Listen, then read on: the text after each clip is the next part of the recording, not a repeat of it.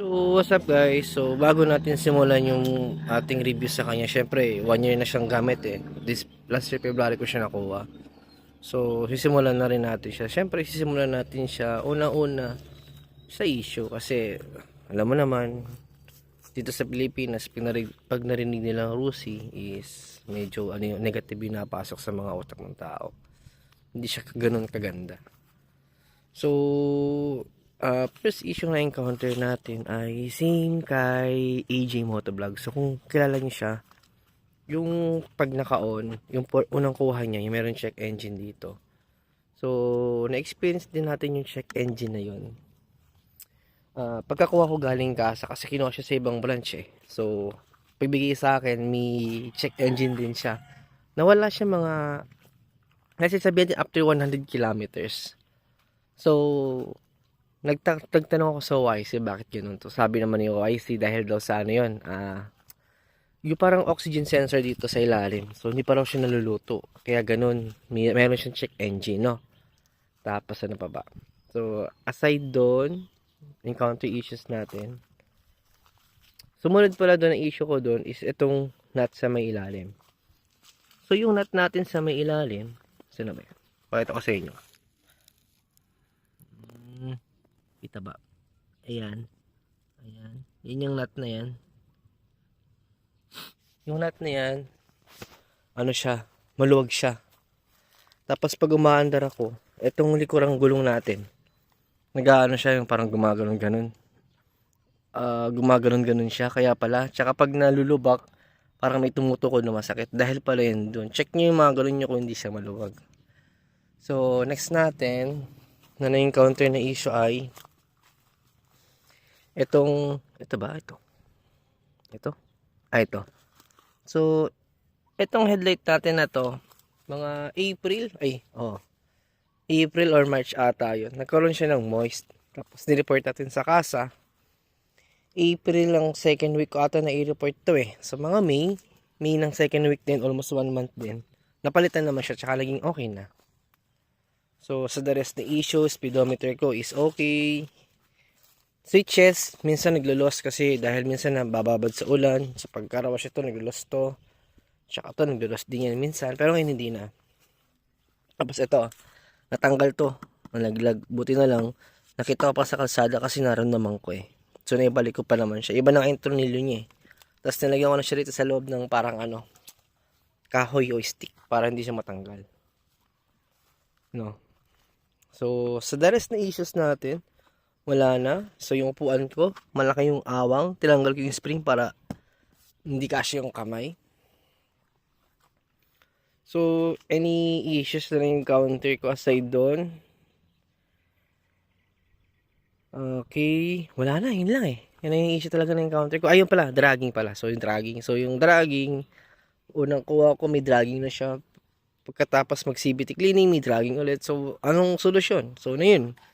Nagpa-CVT cleaning tayo para at least, di ba? CVT cleaning, okay na siya. So, sa mag-CVT cleaning tayo, dragging pa rin. So, regroove bell ang ginawa ko. So, hanggang ngayon, almost, kasi 5,000 odo regroove ng bell. So, 16,000 odo na ako. Malapit na ako mag-change oil eh. Yun. So, almost 10,000 ko lang gamit yung regroove bell. Pero okay naman yung performance. Wala naman siyang So, pag-usapan natin yung about sa CVT kasi maraming umaano ngayon dito eh. So, eto guys. Ayan. Ito wala to. Center spring to ng click eh. Mahaba talaga eh. So, meron ako rito mga flyball. No? Ito yung flyball ni click. Ayan. I-zoom natin ng konti. Times 1 natin. So, ito yung flyball ni click. So, ito yung stock flyball natin. So, ito yung gamit ko. Yamagata. Naglag siya. So, yeah. So, para dito, kita nyo, actual, kung compare natin, kung pwede ba talaga yung click, kasi may mga gumagamit eh. So, ayan ha. Dito natin, para pantay, para lagyan ng harang. So, ayan. So, ayan, no? Actual na to, no? Ito yung stock natin, no? Stock to, ha? Kasi kita nyo naman yung kulay, tsaka yung stock. Versus, pang click. Kaya papantay ko lang. Ayan. Di ba? Yung lapad pa lang. Sa lapad pa lang, makikita nyo, hindi talaga pwede si click sa Vespa na pulley. Sa stock pulley natin na Rossi. So, kung sa ano, parang hindi pwedeng ilagay yung pang NMAX sa pang ADB. Para siyang ganun, di ba? Oh. Tapos sa lapad naman,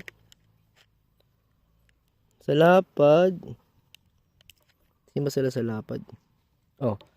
Tapos sa lapad naman, ayan. Sa bilog itong parang pagbilog niya, mas malaki si click.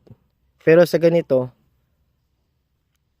ito, sa ganyan, mas malaki si Vespa. So, hindi talaga siya pwede, guys.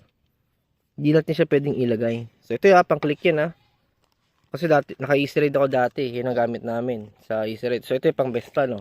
So, ito yung aftermarket. Ito yung Yamagata nga. Yan, Yamagata. So, check natin, no. Yan. So, ito yung Yamagata.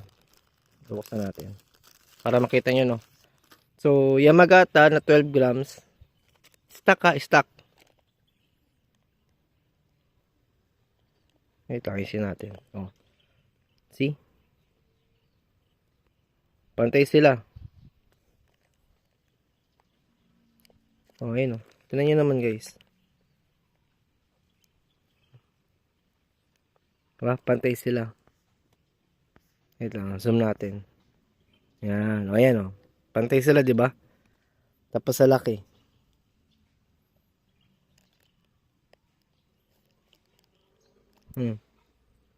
Sa laki, walang labis, walang kulang, di ba?